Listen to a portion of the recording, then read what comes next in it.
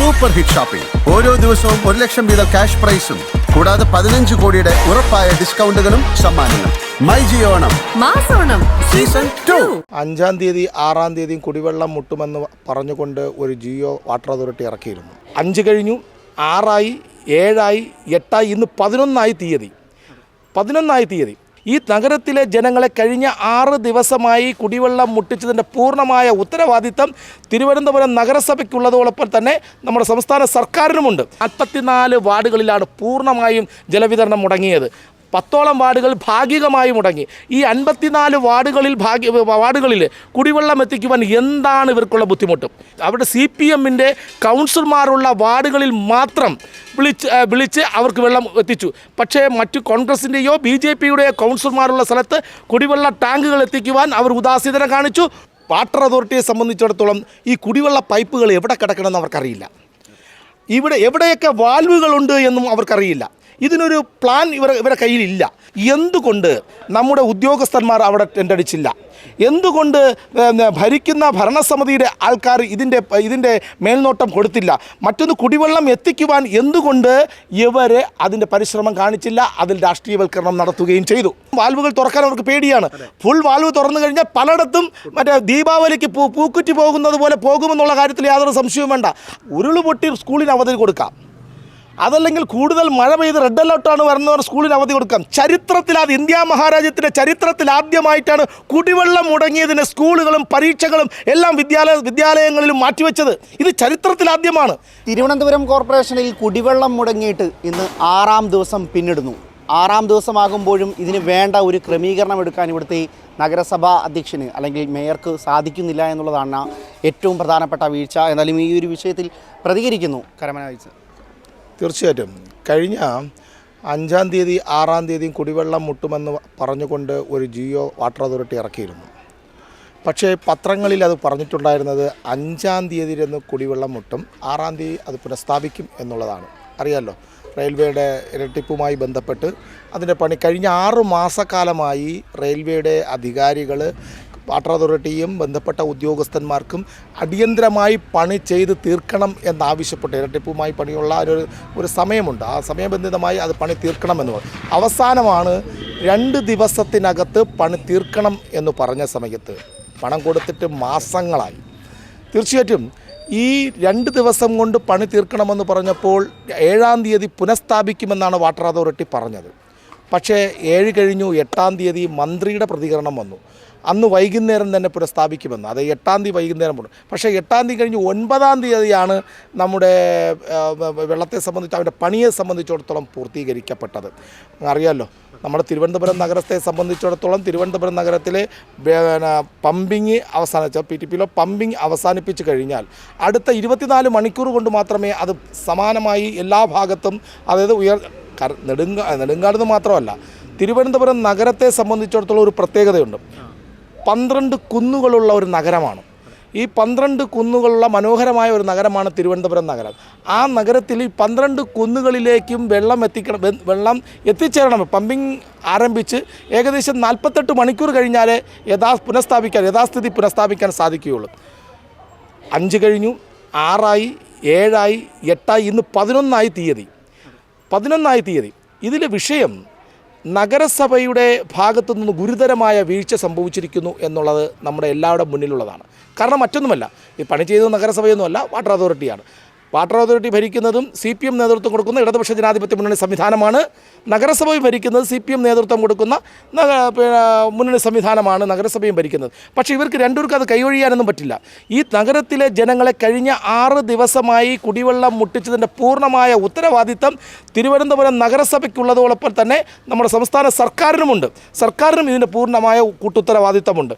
കാരണം മറ്റൊന്നുമല്ല, നമ്മുടെ കുടിവെള്ളത്തെ സംബന്ധിച്ചിടത്തോളം കഴിഞ്ഞ 6 ദിവസമായി കുടിവെള്ളം മുട്ടുന്ന സമയത്ത് 4ൻ്റെ അന്ന് ചാലുവാക്കി, 5ൻ്റെ അന്ന് ചാലുവാക്കിയതിന് ശേഷം ആ സമയത്ത് അത് 5-ാം തീയതിയും 6-ാം തീയതിയും 7-ാം തീയതിയും രൂക്ഷമായ കുടിവെള്ളക്ഷാമം അനുഭവപ്പെട്ടു.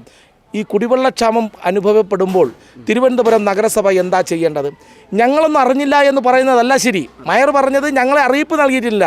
നോക്കണേ, 3-ാം തീയതിയാണ് വാട്ടർ അതോറിറ്റി പിന്നെ പ്രസിദ്ധീകരണത്തിന് പത്രങ്ങളിലേക്ക് കൊടുത്തത്. 2-ാം തീയതിന്ന് നഗരസഭയുടെ ബന്ധപ്പെട്ട ഉദ്യോഗസ്ഥന്മാർക്ക് അറിയിപ്പ് കൊടുത്തിരുന്നു. 5-ാം തീയതി ഈ സമയത്ത് 2 ദിവസം കഴിഞ്ഞ് മൂന്നാമത്തെ ദിവസമെങ്കിലും ഇതിൽ ബുദ്ധിമുട്ട് അനുഭവിക്കുന്ന കൗൺസിലർമാരെ വിളിച്ചു കൂട്ടുകയോ അല്ലെങ്കിൽ സർവകക്ഷി യോഗം വിളിക്കുകയോ നാളിതുവരെ ചെയ്തിട്ടില്ല. കുടിവെള്ള വിതരണത്തെ സംബന്ധിച്ചിടത്തോളം തിരുവനന്തപുരം നഗരസഭയ്ക്ക് ഏകദേശം 15ഓളം ടാങ്കർ ലോറികൾ ഉണ്ട് എന്നാണ് ഞാൻ മനസ്സിലാക്കുന്നത്. അതുപോലെ തന്നെ PTPയിലും നിരവധി വാഹനങ്ങളുണ്ട്. അറ്റാച്ച് ചെയ്ത വാഹനങ്ങളടക്കം 80ഓളം വാഹനങ്ങളുണ്ടെന്നാണ് ഞാൻ പോട്ടെ ഈ 80ഓളം വാഹനങ്ങൾ കുറവാണ് എന്നുണ്ടെങ്കിൽ തൊട്ടടുത്ത പഞ്ചായത്തുകളിൽ നിന്നോ മുനിസിപ്പാലിറ്റിയിൽ നിന്നോ ടാങ്കർ ലോറികൾ അടിയന്തര പ്രാധാന്യം എന്നുള്ള നിലയിൽ അവർക്ക് വിളിച്ചു വരുത്താം. പക്ഷേ ഇത്തരം കാര്യങ്ങളൊന്നും ചെയ്തില്ല. 44 വാർഡുകളിലാണ് പൂർണ്ണമായും ജലവിതരണം മുടങ്ങിയത്. 10ഓളം വാർഡുകൾ ഭാഗികമായി മുടങ്ങി. ഈ 54 വാർഡുകളിൽ കുടിവെള്ളം എത്തിക്കുവാൻ എന്താണ് ഇവർക്കുള്ള ബുദ്ധിമുട്ട്? ഇവരെ സംബന്ധിച്ചിടത്തോളം 15ഓളം അവരുടെ CPMൻ്റെ കൗൺസിലർമാരുള്ള വാർഡുകളിൽ മാത്രം വിളിച്ച് അവർക്ക് വെള്ളം എത്തിച്ചു. പക്ഷേ മറ്റു കോൺഗ്രസിൻ്റെയോ BJPയുടെയോ കൗൺസിലർമാരുള്ള സ്ഥലത്ത് കുടിവെള്ള ടാങ്കുകൾ എത്തിക്കുവാൻ അവർ ഉദാസീനത കാണിച്ചു. പൂർണ്ണമായും അവഗണിക്കുക ചെയ്യപ്പെടുകയാണ് ചെയ്തത്. 8-ാം തീയതിയും 9-ാം തീയതിയും 10-ാം തീയതിയും കഴിഞ്ഞ ഇന്നലെ വരെ കുടിവെള്ളം നിരവധി പ്രദേശങ്ങളിൽ കുടിവെള്ളം മുട്ടിയിട്ടുണ്ടായിരുന്നു. മാത്രമല്ല നിങ്ങൾ ആലോചിക്കണം, നമ്മുടെ വാട്ടർ അതോറിറ്റിയെ സംബന്ധിച്ചിടത്തോളം ഈ കുടിവെള്ള പൈപ്പുകൾ എവിടെ കിടക്കണമെന്ന് അവർക്കറിയില്ല. എവിടെയൊക്കെ വാൽവുകളുണ്ട് എന്നും അവർക്കറിയില്ല. ഇതിനൊരു പ്ലാൻ ഇവരുടെ കയ്യിലില്ല. ഇത്തരം പ്ലാനുകളൊക്കെ പുതിയതായിട്ട് വരുന്ന ഉദ്യോഗസ്ഥന്മാർ ഇരുട്ടിൽ തപ്പുകയാണ്. നിസ്സാരം കരമനയിലെയും അതുപോലെ തന്നെ CIT റോഡ്, അതായത് കിള്ളിപ്പാലത്തിന് CIT റോഡിൻ്റെ ഭാഗത്തുമാണ് പണികൾ ചെയ്തത്. ഈ 2 പ്രവൃത്തികളും ചെയ്യുന്ന സമയത്ത് PTPയിലെ തിരുമലയുടെ വാൽവ് അടയ്ക്കേണ്ട ആവശ്യമില്ല. അന്വേഷിച്ചപ്പം തിരുമലയുടെ വാൽവ് വർഷങ്ങളായി പണി ചെയ്യാതെ അത് മുടങ്ങിക്കിടക്കുന്നു എന്നുള്ളതാണ് വാസ്തുത.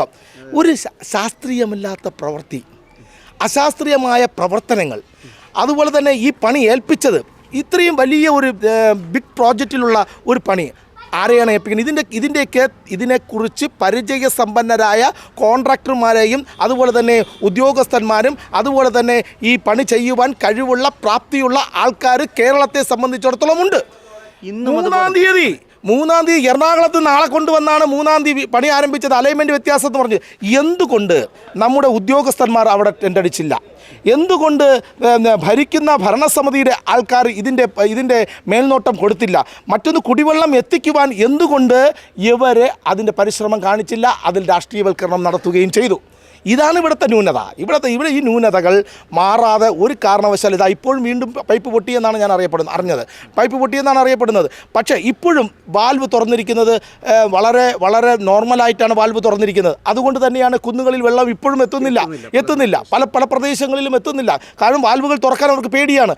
ഫുൾ വാൽവ് തുറന്നു കഴിഞ്ഞാൽ പലയിടത്തും ദീപാവലിക്ക് പൂക്കുറ്റി പോകുന്നത് പോലെ പോകുമെന്നുള്ള കാര്യത്തിൽ യാതൊരു സംശയവും വേണ്ട. അതിനെ പേടിച്ചാണ് ഇവർ ഇപ്പോഴും ഈ വാൽവ് സ്ലോ രീതിയിൽ ഇപ്പോൾ മുഴുവൻ പിരികളും തുറക്കാതെ ഭയമുണ്ട്. ഇവർക്ക് തന്നെ പണിയിൽ അവർക്ക് അവിശ്വാസമുണ്ട്. കാരണമെന്ന് പറഞ്ഞത് ഇവരെ സംബന്ധിച്ചിടത്തോളം ഞാൻ പറഞ്ഞല്ലേ, ഓരോ 6 മാസം കൂടുന്ന ഉദ്യോഗസ്ഥന്മാർ അങ്ങോട്ടും ഇങ്ങോട്ടും രാഷ്ട്രീയ സ്വാധീനം ഉപയോഗിച്ചുകൊണ്ട് കാസർഗോഡ് ഇരിക്കുന്നവനെ തിരുവനന്തപുരത്ത് കൊണ്ടുവരും, തിരുവനന്തപുരത്ത് ഇരിക്കുന്ന എറണാകുളത്ത് കൊണ്ടുപോകും. അങ്ങനെ രാഷ്ട്രീയപരമായ വിവേചനം കാണിച്ചുകൊണ്ട് ഉദ്യോഗസ്ഥന്മാരെ സ്ഥലം മാറ്റുന്നതുകൊണ്ട് അവർക്കും ഇതിനെക്കുറിച്ച് യാതൊരു വിവരവുമില്ല. അതാണ് ഇവിടുത്തെ പ്രശ്നം അതാണ്. ഇന്നും ഇപ്പോൾ ഈ പലയിടത്തും ഇതേപോലെ വെള്ളം കിട്ടാത്ത സാഹചര്യമുണ്ട്. കുടിവെള്ളം എത്തുന്നില്ല. അവശ്യ സാധ്യത ഒന്നും നടക്കുന്നില്ല. ഈ മേയറുടെ പ്രതികരണം ഇവിടെ എത്തുന്നില്ല. അതാണ് ഒരു പ്രധാനപ്പെട്ട കാര്യം. മേയർ തീർച്ചയായിട്ടും പ്രതിപക്ഷ അംഗങ്ങളെ അവരെ കൂടെ ഉൾക്കൊള്ളിച്ചുകൊണ്ട് അവരുടെ അഭിപ്രായ സമന്വയങ്ങൾ ചേർത്തുകൊണ്ട് ഭരണം നടത്തുന്നതിൽ പരാജയപ്പെട്ടു എന്നുള്ള കാര്യം നമ്മൾ കഴിഞ്ഞ കാലങ്ങൾ പരിശോധിക്കുന്ന സമയത്ത് കാണുവാൻ സാധിക്കും. മേയർ എന്താ ചെയ്തത്? നമ്മുടെ ആമയഴഞ്ചൻ തോടിൽ ജോയി മരിച്ചപ്പോൾ ഉയർന്നു പ്രവർത്തിച്ചു, ശുചീകരണ പ്രവർത്തനത്തിന് നേതൃത്വം കൊടുത്തു, അല്ലേ? ഈ കുടിവെള്ളം 3-ാമത്തെ ദിവസമാണ് ആ സൈറ്റിൽ വരുന്നത്. അവർ വന്ന് അവിടെ സൈറ്റിൽ നിൽക്കേണ്ടവരല്ല. അവർ വിളിക്കേണ്ട നഗരസഭയുടെ മറ്റ് കൗൺസിലർമാരെയും മറ്റ് കക്ഷി നേതാക്കന്മാരെയും മറ്റ് ഉദ്യോഗസ്ഥന്മാരെയും വിളിച്ചെഴുത്തി കുടിവെള്ളം എത്തിക്കുവാനുള്ള ചുമതലയാണ് ഏറ്റെടുക്കേണ്ടത്. പക്ഷേ കുടിവെള്ളം എത്തിക്കുവാനുള്ള ചുമതല ഏറ്റെടുത്തില്ലെന്ന് മാത്രമല്ല, രാഷ്ട്രീയ പ്രേരിതമായി അവരുടേതായ കൗൺസിലർമാർക്ക് മാത്രം ടാങ്കർ ലോറികൾ വിട്ടുകൊടുത്ത ചരിത്രമാണ് കഴിഞ്ഞ 4-5 ദിവസമായി നടക്കുന്നത്. ഇപ്പോഴും നിങ്ങൾക്കറിയോ, ഉരുളുപൊട്ടി സ്കൂളിന് അവധി കൊടുക്കാം, അതല്ലെങ്കിൽ കൂടുതൽ മഴ പെയ്ത് റെഡ് അലർട്ടാണ് വരുന്നവർ സ്കൂളിന് അവധി കൊടുക്കാം. ചരിത്രത്തിൽ, അത് ഇന്ത്യ മഹാരാജ്യത്തിൻ്റെ ചരിത്രത്തിൽ ആദ്യമായിട്ടാണ് കുടിവെള്ളം മുടങ്ങിയതിന് സ്കൂളുകളും പരീക്ഷകളും എല്ലാം വിദ്യാലയങ്ങളിലും മാറ്റിവെച്ചത്. ഇത് ചരിത്രത്തിൽ ആദ്യമാണ്. കഴിവുകെട്ട ഭരണസമിതിയാണ്, കഴിവുകെട്ട ഭരണ നേതൃത്വമാണ് എന്ന് പല പ്രാവശ്യം പലവട്ടം തെളിയിക്കപ്പെട്ടതാണ്. രാജിവെച്ച് പോകാതല്ലാതെ മറ്റൊരു മാർഗവുമല്ല. അടിയന്തരമായി മേയർ ആര്യ രാജേന്ദ്രൻ തിരുവനന്തപുരം നഗരസഭയുടെ ജനങ്ങൾ ഈ ഉത്തരവാദിത്തം മാത്രം എല്ലാം ഏറ്റെടുത്തുകൊണ്ട്, ഈ ഉത്തരവാദിത്തം മുഴുവൻ ഏറ്റെടുത്തുകൊണ്ട് അടിയന്തരമായി രാജിവെച്ച് പോകണം എന്നുള്ളതാണ് ഭാരതീയ ജനതാ പാർട്ടി ആവശ്യപ്പെടുന്നത്. Super hit shopping. ഓരോ ദിവസവും 1 ലക്ഷം വീതം ക്യാഷ് പ്രൈസും കൂടാതെ 15 കോടിയുടെ ഉറപ്പായ ഡിസ്കൗണ്ടുകളും സമ്മാനങ്ങളും. മൈ ജിയോ ഓണം മാസോണം സീസൺ 2.